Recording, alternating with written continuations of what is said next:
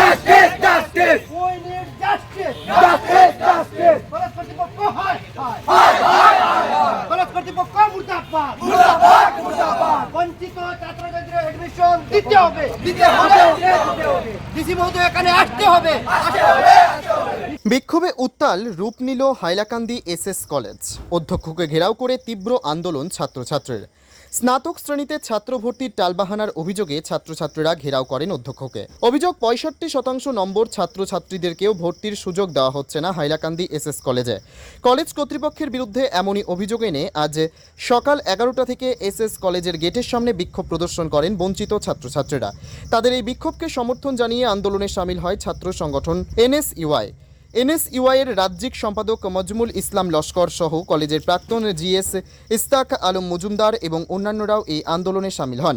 স্নাতক স্তরে ছাত্র ভর্তির দাবিতে এই বিক্ষোভ আন্দোলন একসময় উত্তপ্ত হয়ে ওঠে। কলেজের অধ্যক্ষ ঘেরাও করে নানান স্লোগান দেন আন্দোলনকারীরা। তাদের দাবি না মানা পর্যন্ত ধারাবাহিক আন্দোলন চলবে বলে হুঁশিয়ারি দেন ছাত্রনেতা মজমুল ইসলাম লস্কর।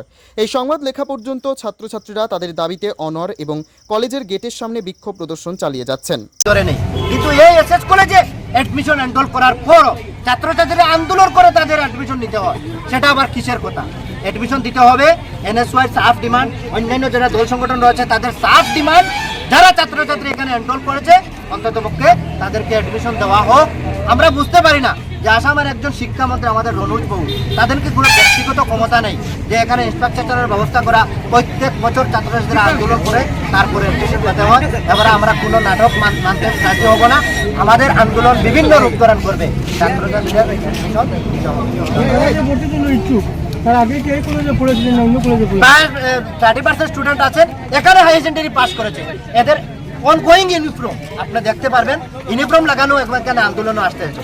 এই কলেজে হাই সেকেন্ডারি পাস করেছে, আবার এই কলেজে অ্যাডমিশন থেকে বঞ্চিত। বিভিন্ন কলেজ থেকে ছাত্রছাত্রীরা প্রায় 60% মার্ক নিয়ে এখানে আসে এডুকেশন থেকে প্রায় অনুমান 100 দ্বারা স্টুডেন্ট বঞ্চিত হয়েছে। 250 স্টুডেন্ট 250 স্টুডেন্ট এখানে বঞ্চিত হয়েছে। সব মিলিয়ে প্রায় 700 থেকে 800 স্টুডেন্ট এখানে বঞ্চিত হয়েছে। এদের দায়ভার, এদের ফিউচারের দায়ভার কে নেবে? জেলা প্রশাসন নেবে, কলেজ কর্তৃপক্ষ নেবে। এখানে শুনেছি নাকি আমাদেরকে অ্যারেস্ট করানো হবে। অ্যারেস্ট করতে হলে রুল মেনটেন করতে হবে। আমরা গণতান্ত্রিক ওয়েতে এখানে আন্দোলনে বসেছি, আমরা পুলিশ ভয় করি না, গুলি ভয় করি না। ছাত্রছাত্রীদের ডিমান্ড নিয়ে এখানে বসেছি, ডিমান্ড ফুলফিল হবে, আমরা এখান থেকে যাব, নতুবা আমরা এখানে বসে থাকবো। ধন্যবাদ।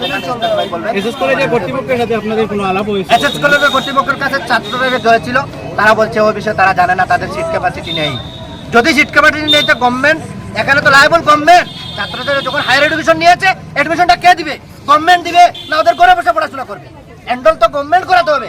তাই আমরা আমাদের দাবিতে অনড়, ছাত্রছাত্রীর অ্যাডমিশন না দেওয়া পর্যন্ত আমাদের আন্দোলন বিকল্প রূপ ধারণ করবে। হাইলাকান্দি থেকে মোস্তফা আহমেদ মজুমদারের রিপোর্ট, গণ আওয়াজ।